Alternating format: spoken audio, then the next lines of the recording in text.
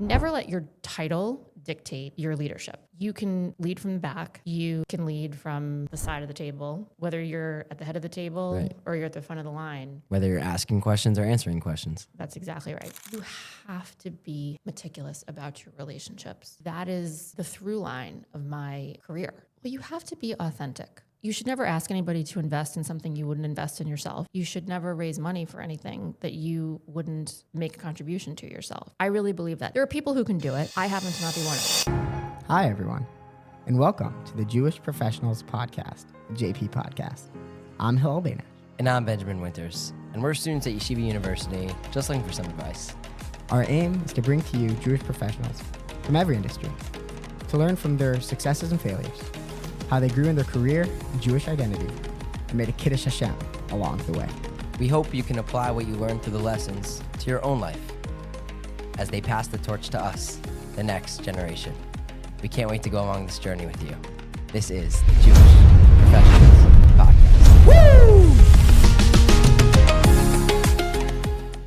It's an exciting time. We're back with another episode in our last week of recording here for the Jewish Professionals Podcast Season 1. And we have a special guest today, Ben, who I happen to have the pleasure of meeting at... Yeah, I know there's a crazy story behind this. Pretty cool story. We have there's a really great movie produced by the great Margaret Loeb.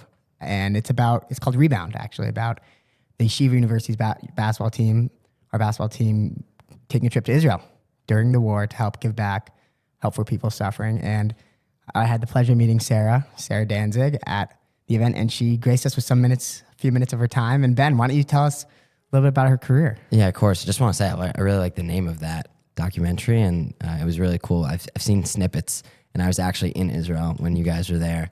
I was studying abroad. It was cool to see Hillel and see a bunch of those guys really give back.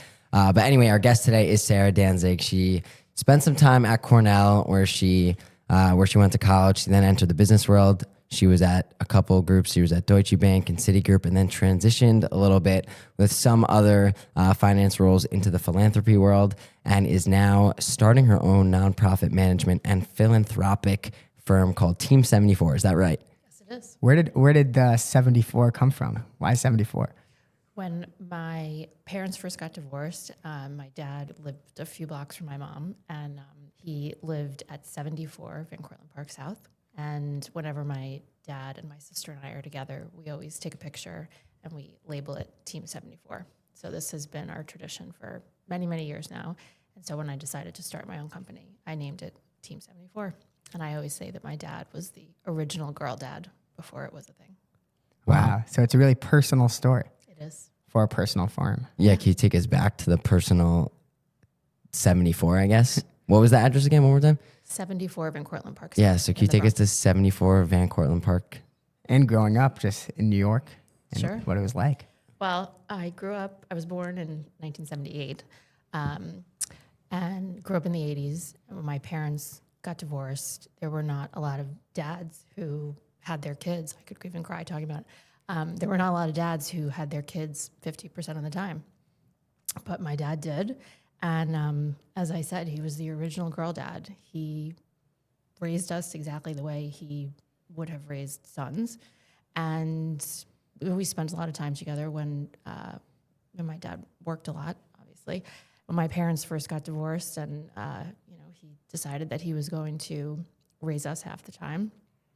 I remember we got to his house the first night, and I don't even know how he set this place up, but he and his best friend, who he grew up with in the Bronx, they went to Jewish day school together, and they had outfitted the place in My Little Pony sheets, and they had set the whole place up. And I remember the first night, we got ready for bed, and he had to brush our hair.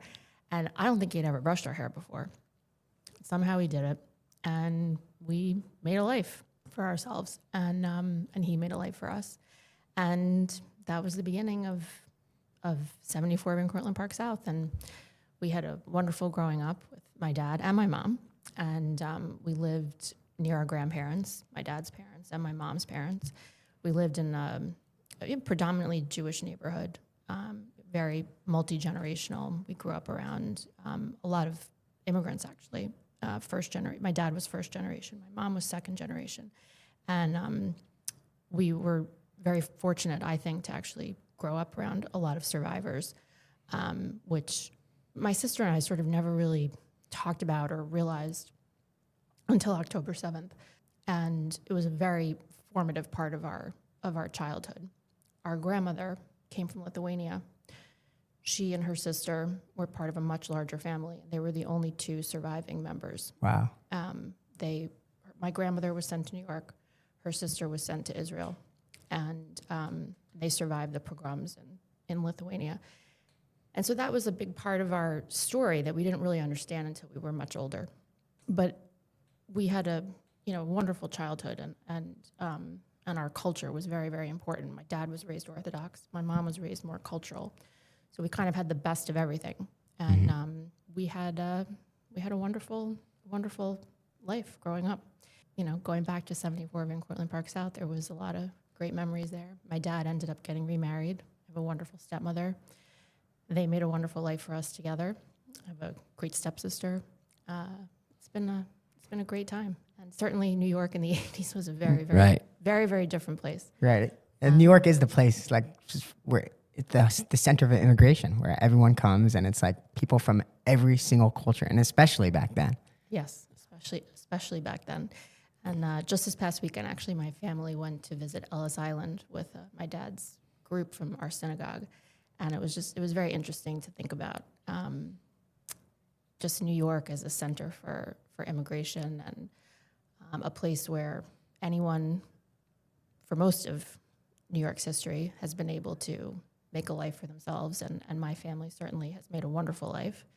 And now to be building this business at this phase of New York and of my family's history, it's an incredible privilege. It really is. And I feel very lucky to have that family history and to be able to celebrate it a tiny little bit with the company's name.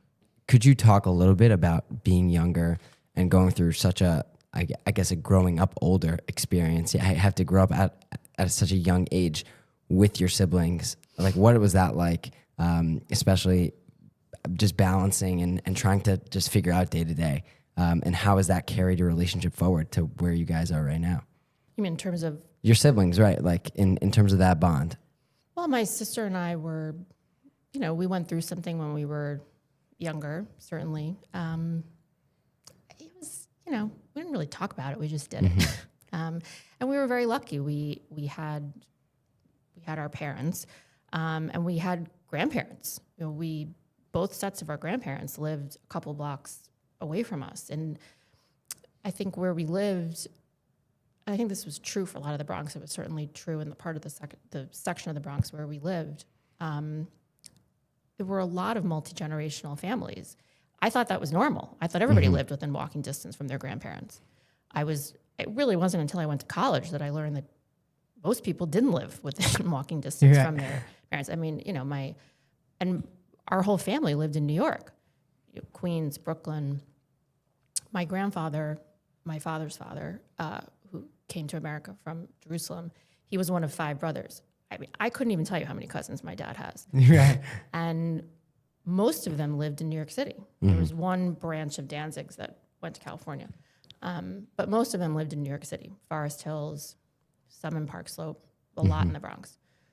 You got to have some in California if you want to go vacation. Yeah, you know? exactly. You want to hit LA, you want to hit Beverly Hills. It gets cold here in the winter. You need a place to stay. That's exactly right.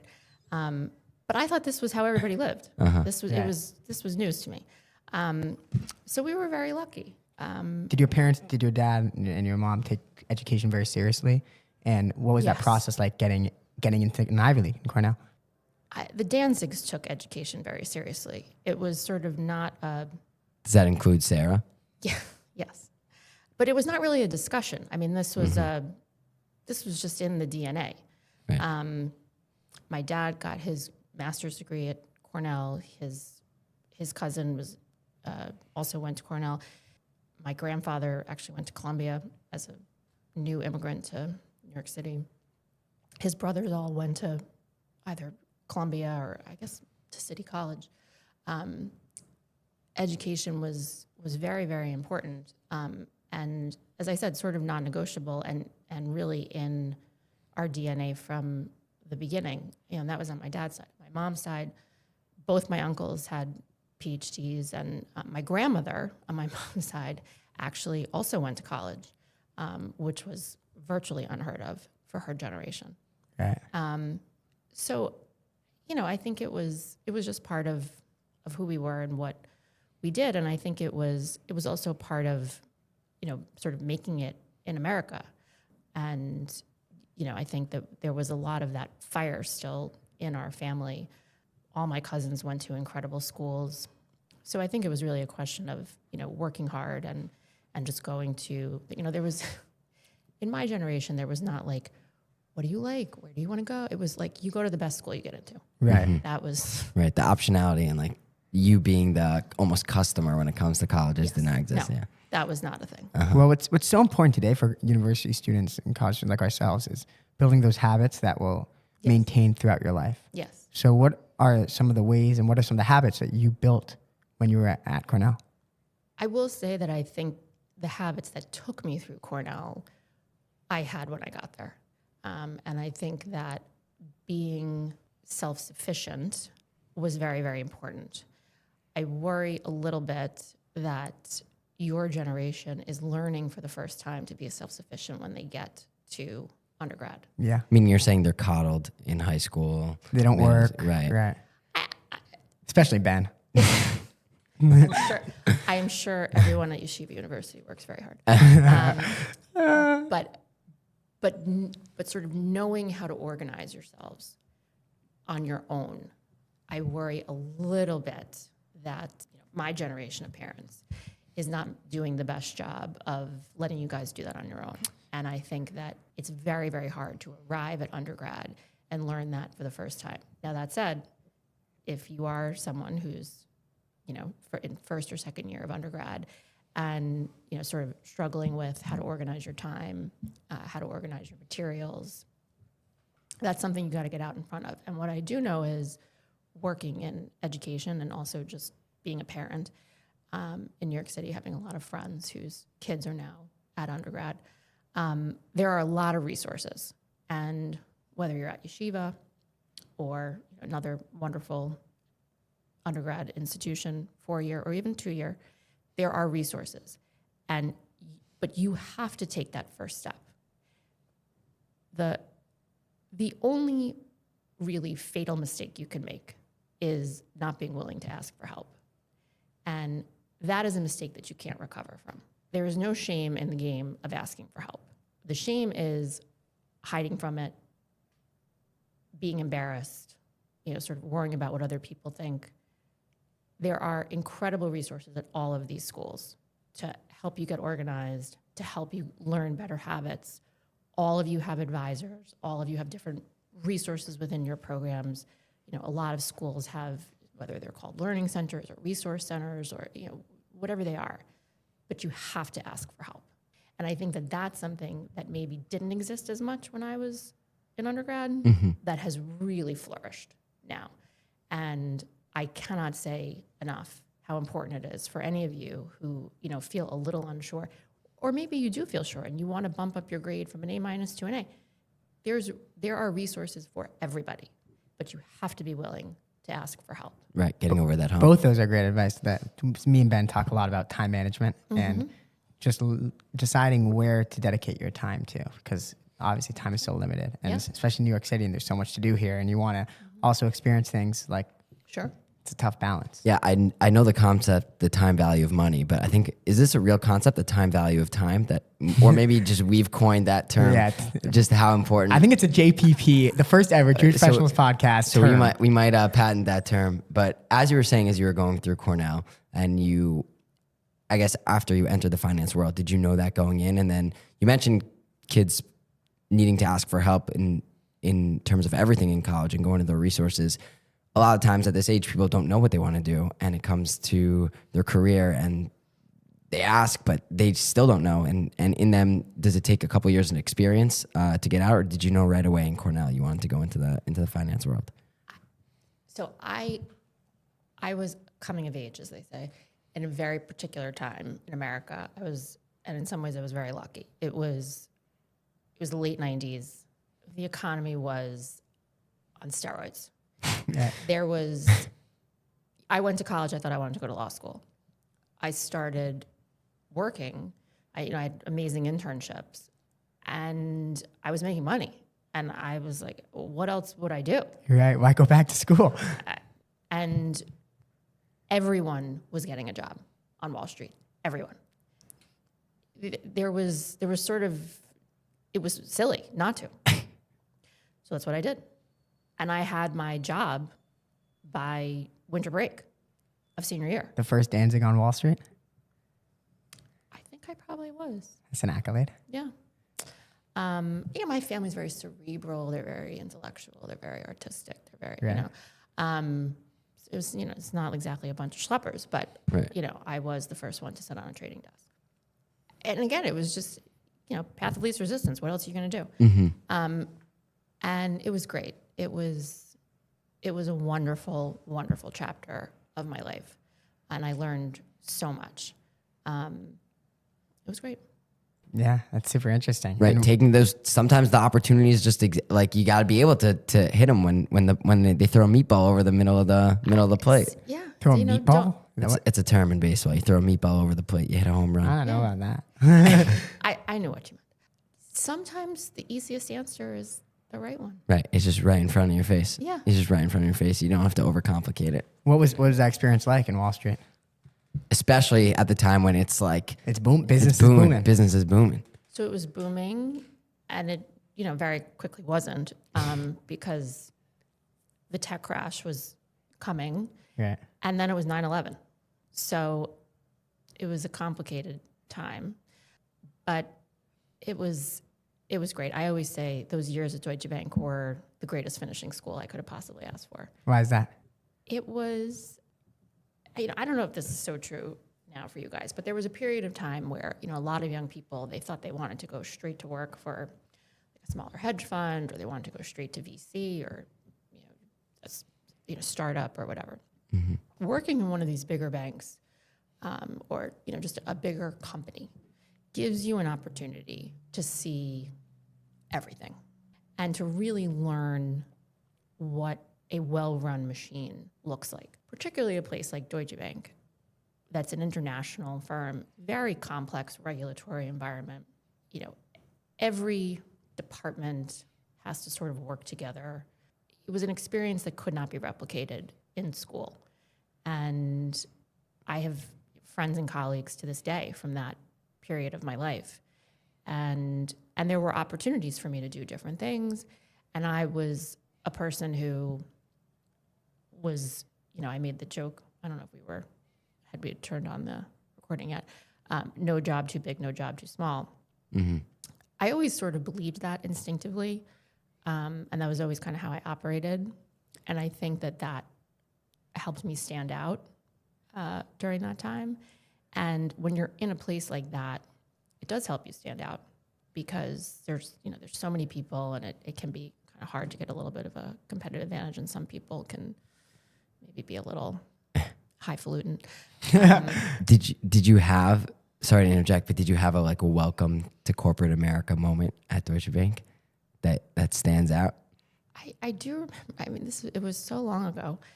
The very, very first day, there was an orientation for everyone who was starting, the undergrad analysts and the MBA analysts. And I went to the bathroom.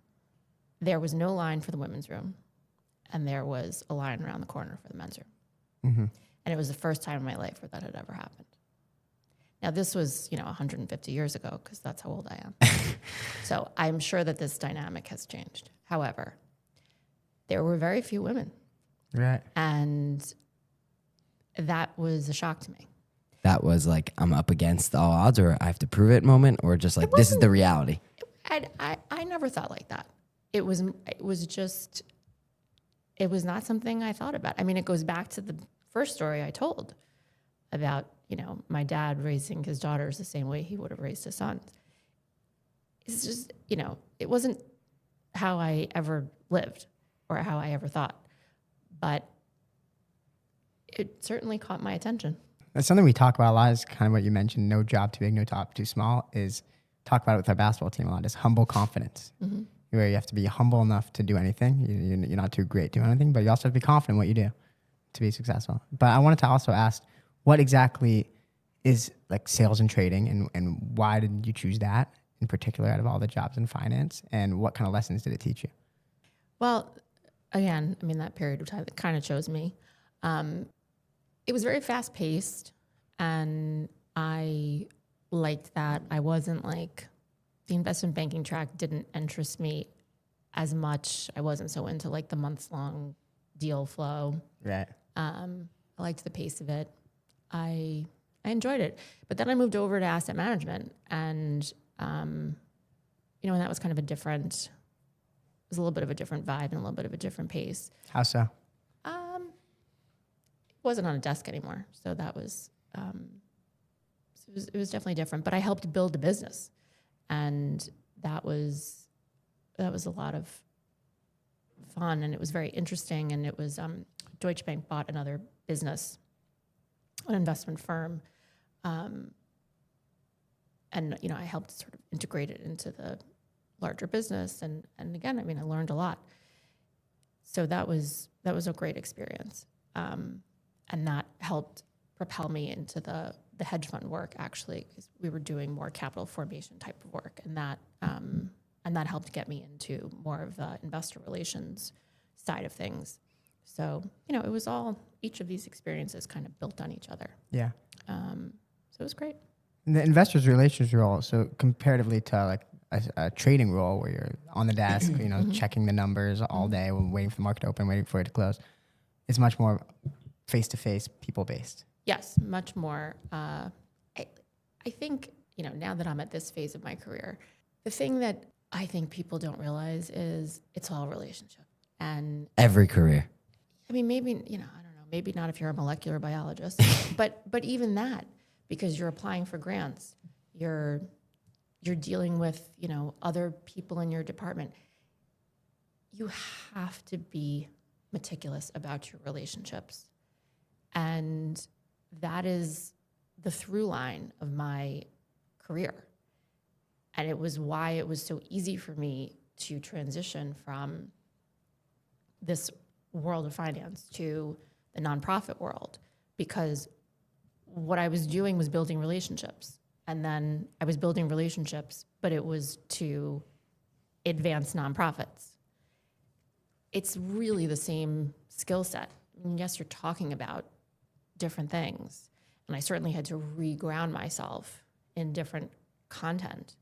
But in terms of building the relationships and building trust and, kind of building the expertise or proving yourself as an expert, that skill is the same. Right. So, that's the 25-year through line. Right. Yeah. So then if you're giving advice to someone who wants to build that skill, like a tangible skill, either from a C to a B or a B to an A, or if they're already at an A to an A plus, how does someone build a skill of being a savant at relationships? I don't know if you can be a savant at relationships. I have to think about that. Well, you have to be authentic. You should never ask anybody to invest in something you wouldn't invest in yourself. You should never raise money for anything that you wouldn't make a contribution to yourself. I really believe that. There are people who can do it. I happen to not be one of them. And I think in general, you will be more successful doing it my way. I think that authenticity is what moves people. You see it in business, you see it in politics. It's just people respond to it. And I think that increasingly in our world, in the social media world, in the TikTok world in particular, there is a increasing premium in authenticity. And it's very hard to achieve that authenticity if you are selling something. Again, whether it's giving to a nonprofit, investing in a hedge fund, whatever it is, something you don't believe in. It's very hard. I think when you're a person of faith, you have that instinct in you to be connected to things that you believe in. And so you will by nature. You're like hardwired to be Yes, authentic. I think that's right. That's awesome. Because another thing me and Ben talk about a lot, probably more than anything, is the power of authenticity, not only in business really, but in your friendships too. You know? Yes. And I think it's cool to hear that it plays a role in business also. And so transitioning into that nonprofit world, how did that happen? How did that take place? I had my daughter in 2008. I went back to work when she was 6 weeks old because that's what people did back then. Yeah. Needless to say, that did not work out. I had left my job. I quickly realized that I was also not a particularly happy or good stay-at-home mother or wife. And I knew I wanted to go back to work. I wasn't exactly sure what I wanted to do, so I called my old school, the Fieldson School, and I said to the alumni director at the time, how do I become a substitute teacher? Wow. And she said, I was great. I was a new mother. I didn't know what I was doing. And she said, well, I can tell you how to do it. She said, but there's this job in the development office that I think you'd be really good at. And I was like, okay. Did you maintain like a relationship with them over the course of your career? Oh, okay, fine. So they knew. Okay, fine. So, and I had maintained my donations. Right. Yeah. So, Not as important as the relationships, no, but of course. So I said, okay. And I kind of knew that fundraising was a career, but I didn't know that much about it. Like, okay. So I went in, met with the head of the development at the time, and that was that. So I started working at Fieldston, and the job was originally sort of scoped for something else, but I became the director of Alumni Giving, which was a job that hadn't existed before. And we just sort of built an Alumni Giving program that hadn't existed. So, I think, again, getting back to take the wins where you can, the bar was so low, there was no place to go but up. So that was a big win for me. And it was, again, one of those things where it was like, don't overcomplicate it. And I didn't. And then that transitioned into a director of major gifts. And then it just kind of grew from there. I learned how to segue from the work I had done before into sort of nonprofit speak. And I discovered that I really, really loved being in schools.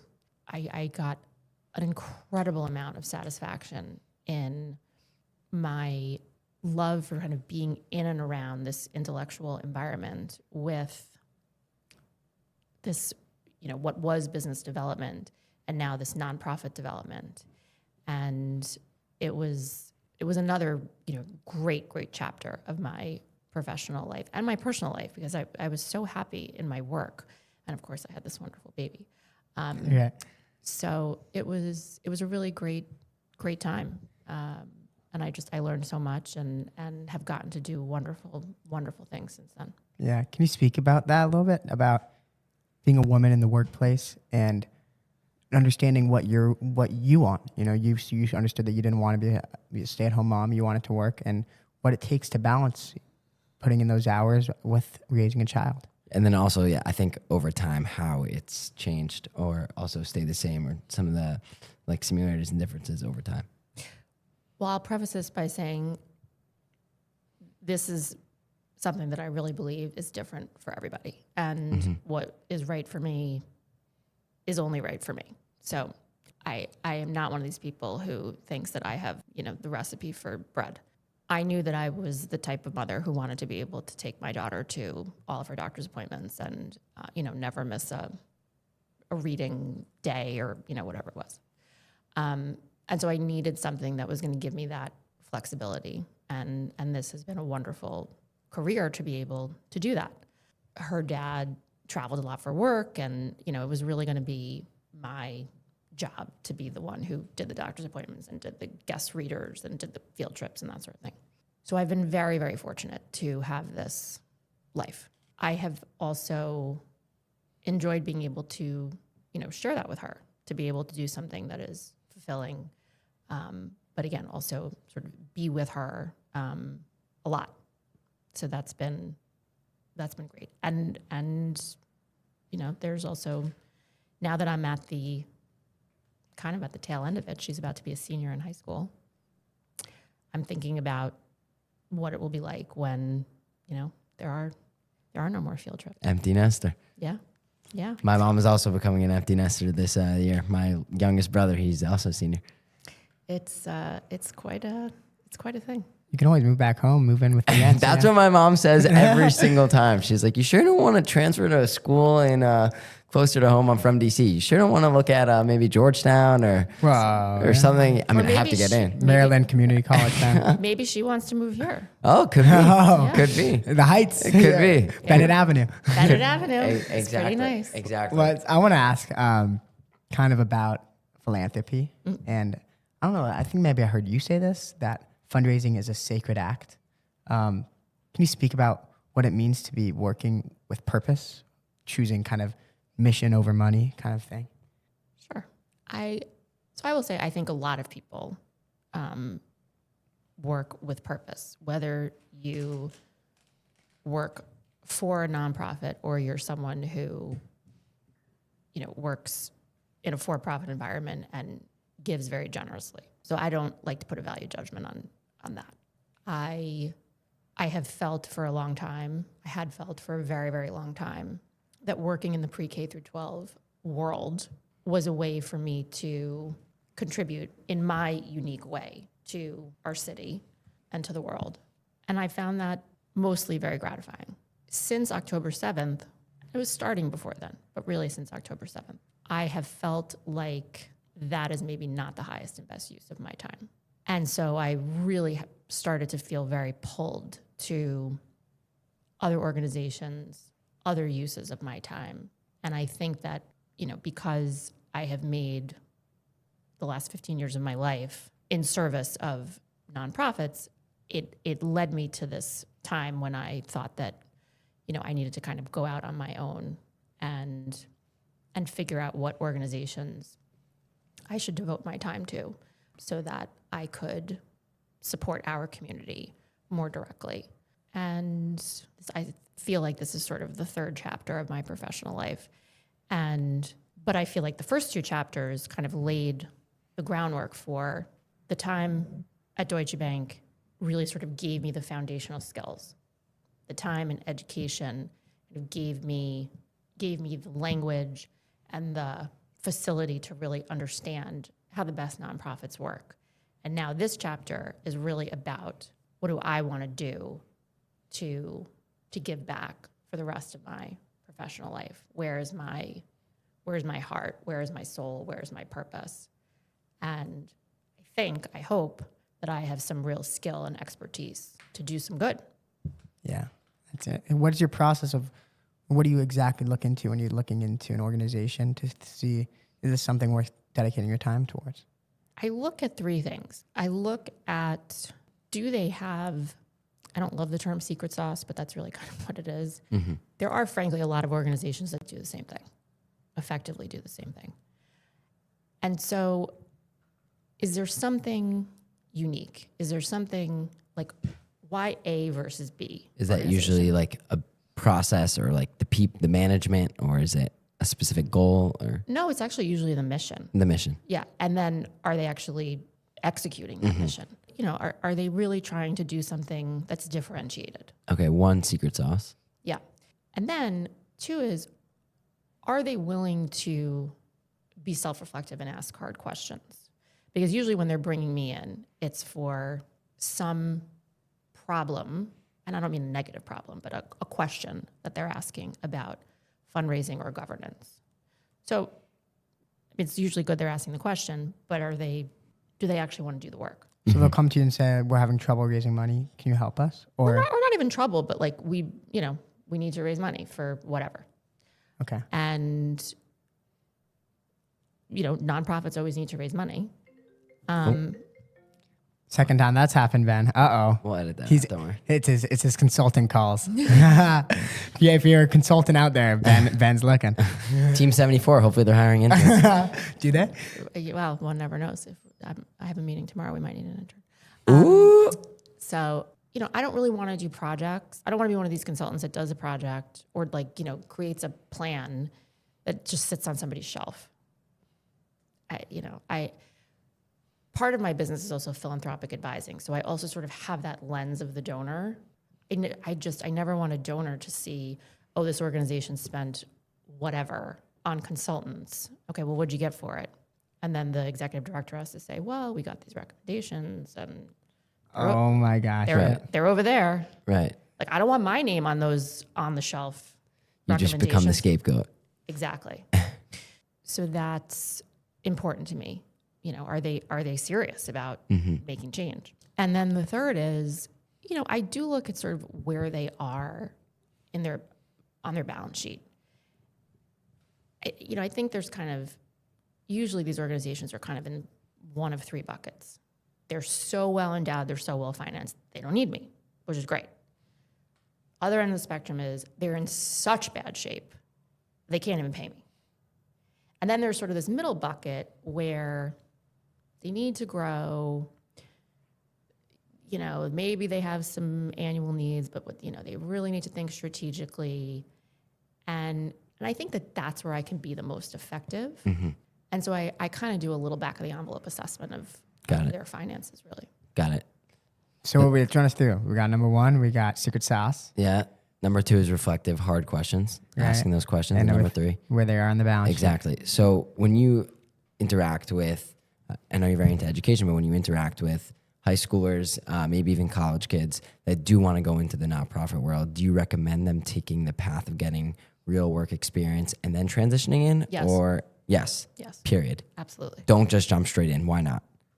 For better or for worse, again, everybody comes at this with their own bias, right? Usually informed by their own experience. Mm-hmm. Very, very few nonprofits have the kind of infrastructure that can support someone in the earliest stages of their career.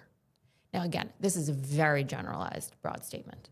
Obviously, if you're going to be a teacher, if you're going to be, a nurse or a doctor or whatever, that's a different story. But to do my job, I think doing something in corporate America first is great.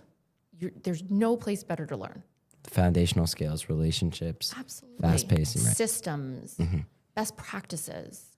Most nonprofits are tiny and very, very stretched. And so the best thing you can do is to get some experience and then bring that expertise to that organization. Right. Do you have any stories where you felt like you helped turn around a nonprofit and set it on the right course? Well, I haven't had that many jobs. So that's the other thing I would say is I've noticed maybe the pendulum will swing back by the time you guys are in the workforce. But, there's a lot of 2 years. I haven't had that many jobs. So, I think in the places where I have worked, there's been situations where, the development operation itself sort of needed a little nudging along. Yeah. But I've worked at great places. Mm-hmm. And what about something you mentioned was leadership and management? How important is leadership to a nonprofit? And what do you think makes a great leader? Well, I think leadership is critical to any organization, nonprofit or for-profit. And I think it's also critical at every level. It's pretty hard to have a visionary CEO and then have, sort of terrible second-level leaders. Mm-hmm. I also think it's important to distinguish what you mean by leadership, right? There are managers and there are leaders. So the second one. Leaders, right. So anyone can be a leader. I mean, you can be a first-year analyst and be a leader. Yeah. And I tell young people this all the time, or even not so young people. Never let your title dictate your leadership. You can lead from the back. You can lead from the side of the table, whether you're at the head of the table Right. or you're at the front of the line. Whether you're asking questions or answering questions. That's exactly right. In terms of, my leadership style, it is always my goal to surround myself with people who are smarter than me. It is always my goal to be in a room with people whose opinion I value so highly, I don't need to say anything. And it's my goal to be associated with organizations who have the same attitude. Mm-hmm. And I think that if you find yourself in a place where you're being forced to listen a lot because someone in a managerial position is talking a lot, you want to ask yourself, is this place being led or is it being managed? Right. So could we hone in on that leadership aspect from someone from the nosebleeds or someone, like you said, from the back row? How do you lead, maybe not in the most conventional way, which is being energetic, delegating tasks, maybe in a different sense, but also not overstepping? Like what does that look like also tangibly to lead from the nosebleeds? Like for a first-year analyst, someone in college who's coming in as an intern, how do they try to establish themselves as a positive leader, leading force? Well, I think when you're an intern, that's very particular because you're there for a very short amount of time. Right. One of the best internship experiences I ever had was actually the summer after my junior year. And the woman who was my manager that summer just encouraged me to ask a lot of questions. And it really changed my professional life. I was so nervous about sort of being burdensome. But she said, you're an intern. That's the point of this, is for you to learn. Yeah. And then in my early years at Deutsche Bank, I had just a wonderful, wonderful managing director, a very influential person in my life, who said to me, people like to feel like they have been an influence on you. They like to feel like they've shared something with you. And so like the combination of those two pieces of advice were really foundational for me. And so I think that you can be a person who asks a lot of questions in an earnest way. It's not like, well, don't you think the font should be 13 points instead of 14? Mm-hmm. It's, can you help me understand, I'm just curious why, whatever. Right. And I also think, particularly when you're an intern or starting out, it's not about always asking the MD what she might think. Ask the first year analyst or the second year or the associate, how did you make that model? How did you arrive at that conclusion? Right. And how did you get started? And you're saying it's twofold. You learn, which you gain invaluable skills, and then you also give the opportunity for the other person to teach. Absolutely. That's great. They say about one of my favorite stories, I think it was said about Ray Lewis, who was a linebacker on the Ravens, Hall of Famer. And they say when he was first coming to like the training camp and there's with all these veterans and they take like rookie duties seriously in like these NFL leagues and NBA, whatever. And they said like he was like talking like he was like a veteran. He was like, you go there. Like, and people are like, what is this kid doing? He's like clapping after each play, communicating. And what happens is slowly people start to listen because when there's a void and you just step up, and people might think it's weird at first, but then it'll become normal. You're the guy who does that. And the other thing I would say is to the Ray Lewis story, just be first. It costs you. You don't have to be the smartest. You don't have to be the fastest. You don't, just be first. If you are the first person on the desk, guess who's going to be the first one to be asked to do something? You. Yeah. It's literally free to be first. Just get there early. It costs you nothing. I mean, it might cost you a little bit of sleep. Yeah. You might have to go home earlier the night before.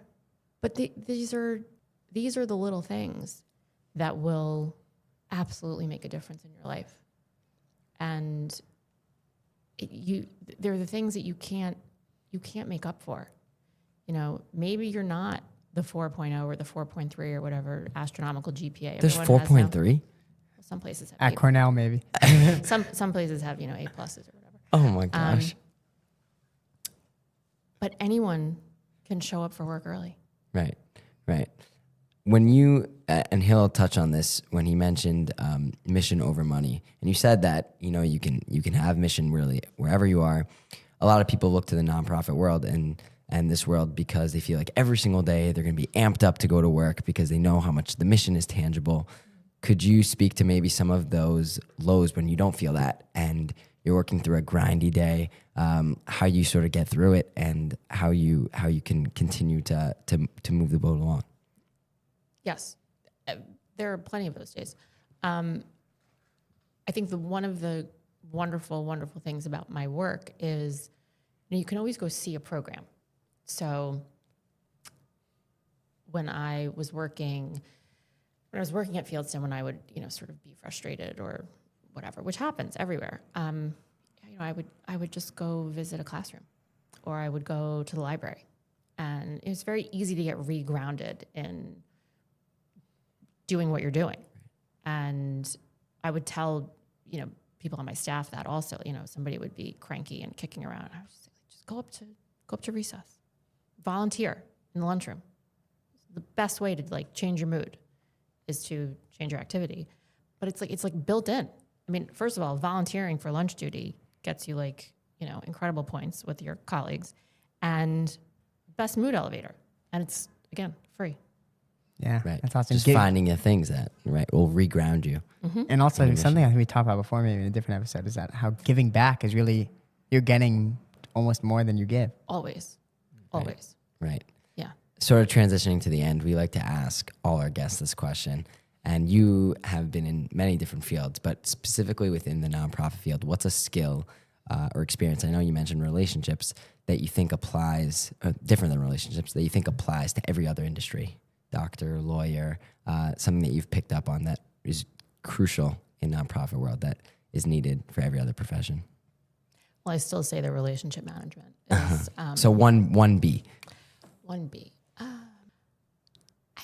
I do think you have to also be detail oriented, particularly as you get sort of more senior in the fundraising and nonprofit world. There's a lot of regulation. There's a lot of compliance, and that was not necessarily something that I thought was transferable from my Wall Street days, but there's a lot of tax code. There's a lot, and increasingly, there are quite a bit of state and local and even federal regulations that we have to be on top of. And I think when you're a person who has an eye for that and an interest in it, as I do, it can definitely be a differentiator.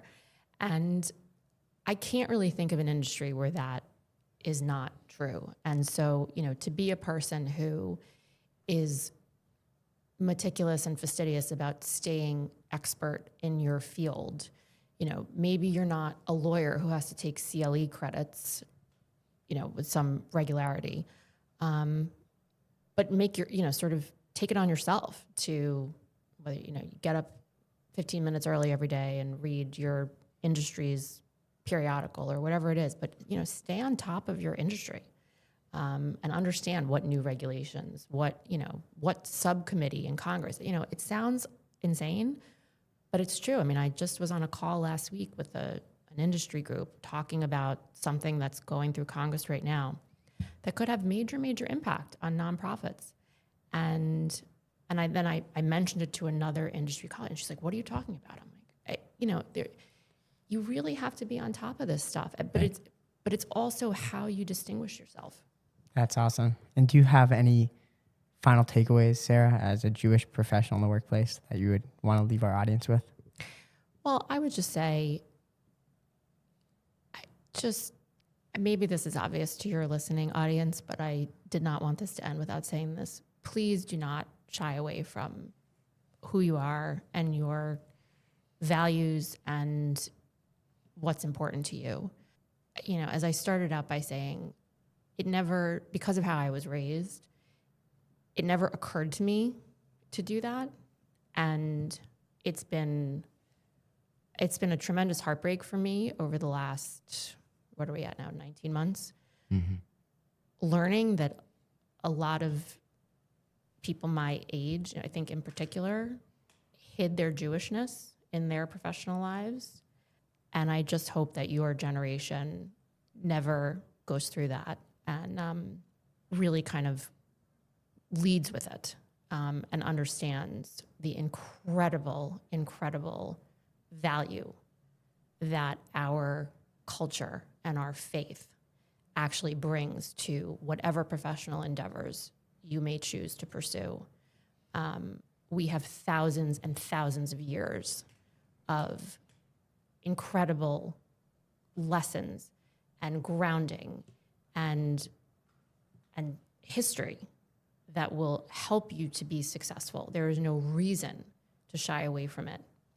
And there's wonderful work in every industry that's now being done that I think will help us all to be successful at every phase of our career, whether you're just starting out or you're like me and been doing this longer than anybody cares to think about. But I just really hope that you all will be leaders in your Jewishness, in your professional lives, and will ask for help from people like me if you need it. But I just hope that you will not shy away from who you are and what you all bring to the table, both because of your incredible intellect, but because of your faith and your traditions.